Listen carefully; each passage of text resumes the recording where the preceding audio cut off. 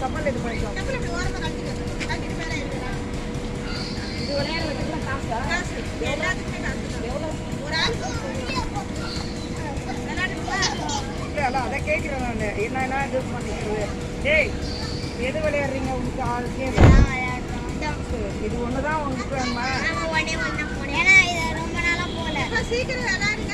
நேரம் சேர்த்து நான் இறக்கி அப்புறம் ஸ்கூல் வந்து டைமிங் விளையாடுங்க. இவ்வளோ நேரம் விளையாடுங்க. இல்லை இது வந்து சாட்டாவோட இருந்ததுங்க.